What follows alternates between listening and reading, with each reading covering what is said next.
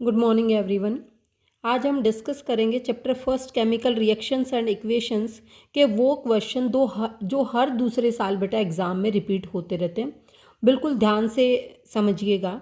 First question है why do we store silver chloride in a dark coloured बोतल, कि हम सिल्वर क्लोराइड को डार्क कलर्ड बोतल में क्यों रखते हैं। तो ताकि डार्क कलर्ड बोतल सनलाइट से क्या हो सके, प्रोटेक्ट हो सके, उसके पास सनलाइट ना जाए, क्योंकि जो सिल्वर क्लोराइड होता है वो सनलाइट के प्रेजेंस में सिल्वर प्लस क्लोरीन गैस में डिकम्पोज हो जाता है, तो डिकम्पोजिशन से प्रिवेंट करने के लिए। हमारा सेकंड क्वेश्चन है उसके बाद, a substance x which is an oxide of a group 2 element, एक सब्सटेंस एक्स है जो कि सेकंड एलिमेंट में आता है, is used intensively in cement industry. This element is present in bone also. Cement industry और bones में कौन सा element present होता है? कैल्शियम एलिमेंट प्रेजेंट होता है। This element is present in bone also. On treatment with water it form a solution which is turn red litmus to blue. इसका मतलब वो सब्सटेंस कैसी होगी? बेसिक होगी। तो आइडेंटिफाई एक्स, आइडेंटिफाई करना है एक्स को और केमिकल रिएक्शन लिखनी है। तो जो एक्स होगा बेटा वो कैल्शियम ऑक्साइड होगा और इसकी रिएक्शन होगी calcium oxide plus water, calcium hydroxide. Quick lime होता है, वाटर में मिलाएंगे, स्लेक्ड लाइम बच जाएगा। मोस्ट इंपॉर्टेंट रिएक्शन, आज तक कोई सिंगल एग्जाम भी ऐसा नहीं गया है जहां कैल्शियम ऑक्साइड मतलब चूने वाली रिएक्शन कैल्शियम हाइड्रोक्साइड के बारे में ना पूछा गया हो। ओके, उसके बाद हमारा नेक्स्ट क्वेश्चन होगा question number 3, why do fire flies glow at night, कि जो जुगनू है वो रात को क्यों चमकते हैं। तो यहाँ पर देखेंगे जो फायर फ्लाइज होती हैं बेटा, उनके अंदर एक स्पेशल टाइप ऑफ प्रोटीन होती है। उनके अंदर क्या होती है?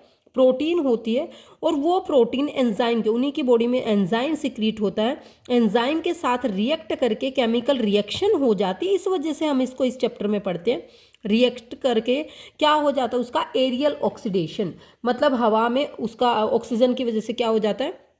ऑक्सीडेशन हो जाता है, और जिसकी वजह से विजिबल जो लाइट है उसका एमिशन होता है, मतलब एक लाइट विजिबल हो जाती है। उसके बाद हमारा नेक्स्ट क्वेश्चन है, a magnesium ribbon is burned in oxygen to give a white compound. सभी बच्चों को शायद ये रिएक्शन आती होगी। अगर कोई मैग्नीशियम रिबन है वो बर्न होता है ऑक्सीजन में, तो एक white compound x accompanied by emission of light, if burning region is now placed in a atmosphere। बेटा ध्यान से समझना, कई बार बच्चे ना ऊपर ऊपर से क्वेश्चन पूछ लेते हैं, रीड कर लेते हैं, तो प्लीज़ नोटिस कीजिएगा।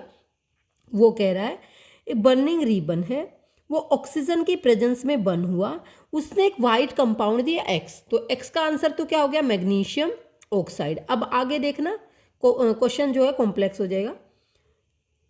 If the burning ribbon is now placed in an atmosphere of nitrogen, कहने का मतलब है मैग्नीशियम को किसके साथ कांटेक्ट में लाएंगे? नाइट्रोजन के। मैग्नीशियम को किसके कांटेक्ट में लाए? नाइट्रोजन के कांटेक्ट में लाए, तो उसके बाद क्या हुआ? क्या बन गया? मैग्नीशियम नाइट्राइट, नाइट्राइट तो नहीं, Mg3N2 बन गया। ठीक है, नाइट्रोजन के साथ कांटेक्ट करके। तो यहाँ पर देखें तो Y क्या बना? जो प्रोडक्ट फॉर्म हुआ वो Mg3N2 फॉर्म हुआ। अब वो कह रहा है कि right the chemical formula of X and Y. हमने एक्स का फॉर्मूला लिख दिया, वाई का फॉर्मूला लिख दिया। Right a balanced equation where X is dissolve in water. अगर हम इस एक्स को, एक्स मतलब मैग्नीशियम ऑक्साइड को, अगर मैग्नीशियम ऑक्साइड को वाटर में डिजोल्व करते हैं तो क्या बन जाता है? Magnesium hydroxide. तो क्या बन जाता है बेटा? मैग्नीशियम हाइड्रोक्साइड, जो कि किस नेचर का होता है? बेसिक नेचर का होता है, और ये टर्न कर देता है रेड लिटमस टू ब्लू। उसके बाद हमारा नेक्स्ट क्वेश्चन है, राइट केमिकल इक्वेशन। ऐसे इक्वेशन लिखो जिसकी वजह से मतलब चेंज इन कलर शो हो रहा हो। तो बहुत इजी इक्वेशन लिख के आते हैं। जब कोई ऐसे कहे ना कि कोई भी इक्वेशन लिखो, तो कॉम्प्लेक्स इक्वेशन नहीं लिखते बेटा। कॉपर सल्फेट जो कि ब्लू कलर का होता है, जब कंबाइन करेगा आयरन के साथ, Fe के साथ, तो बन जाएगा फेरस सल्फेट, जो कि कैसे कलर का होता है? ग्रीन कलर का। और कॉपर क्या हो जाएगा? रिमूव आउट हो जाएगा, सेपरेट हो जाएगा। तो इसको डिस्प्लेसमेंट रिएक्शन भी बोलेंगे और चेंज इन कलर वाली रिएक्शन भी बोलेंगे। ये उसका भी एग्जाम्पल हो जाएगा। अब यहाँ है चेंज इन टेम्परेचर। तो टेम्परेचर में चेंज होगा मतलब हीट प्रोड्यूस होगी। तो जब हम चूने में पानी मिलाएंगे तो चूने का पानी बन जाएगा मतलब स्लेक्ड लाइम बन जाएगा और बहुत ज़्यादा अमाउंट ऑफ हीट प्रोड्यूस होगी। इसी वजह से मतलब कभी भी इसको प्लास्टिक कंटेनर में हमें कभी भी क्विक लाइम को डिजोल्व नहीं करना चाहिए। अब है next reaction, formation of precipitate. Sodium sulphate को बेरियम क्लोराइड के साथ रिएक्ट करेंगे तो बेरियम सल्फेट बन जाएगा और साथ में NaCl भी बन जाएगा। NaCl जो होगा वो एक्वस होगा, ओके, और जो बेरियम सल्फेट होगा वो क्या होगा, सॉलिड होगा। बेरियम सल्फेट के वाइट कलर के प्रेसिपिटेट फॉर्म हो जाएंगे। और बेटा ये जो रिएक्शन है ये मोस्ट इंपॉर्टेंट रिएक्शन है from exam point of view. ये मोस्ट इंपॉर्टेंट रिएक्शन है, बहुत बार ये प्रेसिपिटेशन रिएक्शन भी है, डबल डिस्प्लेसमेंट रिएक्शन भी है। ओके, तो यहाँ पर बता रखा मेंशन कलर चेंज, बिल्कुल हमने मेंशन किया, ब्लू से ग्रीन में हुआ। टेम्परेचर चेंज, ठीक है, टेम्परेचर राइज अप हुआ है। कंपाउंड प्रेसिपिटेशन, तो कंपाउंड कौन से कंपाउंड के प्रेसिपिटेट फॉर्म हुए, बेरियम सल्फेट के प्रेसिपिटेट फॉर्म हुए। और कोई भी एग्जाम में रिएक्शन लिखे उसके नीचे उसका कंप्लीट नेम जरूर एक्सप्लेन करें। ये मैं थोड़ा शॉर्ट में बता रही हूँ इसलिए एक्सप्लेन नहीं करी, नीचे नाम जरूर लिखना है, sodium sulphate, barium chloride, barium sulphate, sodium chloride. Okay, उसके बाद हमारा नेक्स्ट क्वेश्चन है सिक्स्थ क्वेश्चन। सिक्स्थ क्वेश्चन देखेंगे बेटा। 2 gram of ferrous sulphate crystals are heated in a dry boiling test tube. 2 gram ferrous sulphate लेंगे बेटा, जो 2 ग्राम है उससे कोई फर्क नहीं पड़ेगा, बस सीधी सी बात है, हम क्या लेंगे, फेरस सल्फेट लेंगे। तो वो कह रहा है जो उसको फेरस सल्फेट लेके उसको हीट करेंगे तो 2 ऑब्जर्वेशन देखेंगे, ठीक है। उसके बाद वो कह रहा है बताओ कौन से केमिकल रिएक्शन है टाइप का, और उसके बाद कह रहा है बैलेंस केमिकल इक्वेशन लिखो और प्रोडक्ट लिखो। सबसे पहले सी ऑप्शन ही देखो, FeSO4 फेरस सल्फेट को हमने हीट किया, क्या बन गया, फेरिक ऑक्साइड बन गया, सल्फर डाइऑक्साइड गैस निकली, सल्फर ट्राइऑक्साइड गैस निकली। ये कौन सी डिकम्पोजिशन रिएक्शन है बेटा, ये थर्मल डिकम्पोजिशन रिएक्शन है। कौन सी डिकम्पोजिशन रिएक्शन है, थर्मल डिकम्पोजिशन रिएक्शन है, हीट की वजह से डिकम्पोज हो रहा है फेरस सल्फेट। ओके, अब इसने पूछा नेम द केमिकल रिएक्शन, तो यहाँ पर पूरा एक्सप्लेन करेंगे थर्मल डिकम्पोजिशन। ओके, उसके बाद कह रहा है 2 ऑब्जर्वेशन क्या हुई, तो क्या हुई, जो फेरिक ऑक्साइड था वो सॉलिड था और जो सल्फर डाइऑक्साइड और SO3 था वो सारी क्या थी, गैसेस थी। वो क्या थी बेटा, गैसेस थी।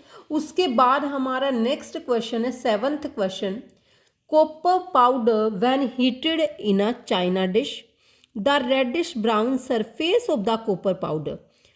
कॉपर Cu, जब कॉपर को हमने चाइना डिश में हीट किया तो जो रेडिश ब्राउन कलर था जो कॉपर का वो क्या पड़ गया, काला पड़ गया। अब बताओ किसकी वजह से पड़ा, why has the black substance formed. Black substance क्यों फॉर्म हुई, क्योंकि जो कॉपर है बेटा वो ऑक्सीजन के साथ रिएक्ट करके CuO बना लिया उसने। ओके, इसलिए ब्लैक कलर का हो गया। तो ब्लैक सब्सटेंस क्या थी, कॉपर ऑक्साइड थी। उसके बाद आया how can the black substance coating a surface is turned reddish brown, मतलब दोबारा से उसको वापस बैक उसी की फॉर्म में लेके आए।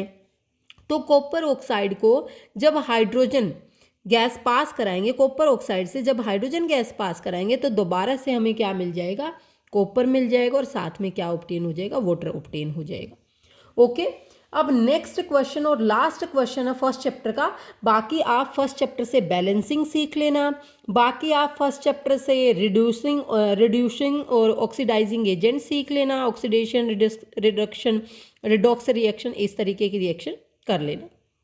ओके, उसके बाद हमारा नेक्स्ट क्वेश्चन है कैरेक्टरिस्टिक्स फीचर बताने, टेस्ट बताने कुछ गैसेस के। CO2 का हमें कैसे पता चलेगा, जब CO2 के सामने मतलब कोई भी बर्निंग कैंडल लेके आएंगे तो वो बुझ जाएगी, कोई भी चीज़ लेके आएंगे तो वो बुझ जाएगी, एक्सटिंग्विश करता है ये फायर को। उसके बाद SO2 एसिडिक गैस होती है, ये एक्ट करती है एज अ रिड्यूसिंग एजेंट, ये किसी जैसे पोटाशियम परमैंगनेट के कलर में चेंज ला देती है केमिकल रिएक्शन के अंदर। उसके बाद नेक्स्ट होगा ऑक्सीजन, जो ऑक्सीजन होगी अगर उसको किसी बर्निंग सब्सटेंस के कैंडल वगैरह के सामने लाएंगे तो वो उसकी इंटेंसिटी को क्या कर देगा, इंक्रीज कर देगा, उसकी इंटेंसिटी को क्या कर देगा, इंक्रीज कर देगा। हाइड्रोजन गैस के सामने जब हम कोई भी बर्निंग कैंडल वगैरह लेके आएंगे तो वो कैसी साउंड प्रोड्यूस करेगी, पॉप साउंड। ये सभी कैरेक्टरिस्टिक्स फीचर हैं। इसी के साथ हमारे फर्स्ट चैप्टर के मोस्ट इंपॉर्टेंट क्वेश्चन कंप्लीट होते हैं। एक और वीडियो डालूंगी बेटा जिसमें कि फर्स्ट चैप्टर के टॉपिक आ जाएंगे, वो बिल्कुल शॉर्ट्स होगी। ओके बिल्कुल। इस वीडियो को लाइक शेयर एंड सब्सक्राइब जरूर करें। थैंक यू बेटा, हैव ए नाइस डे।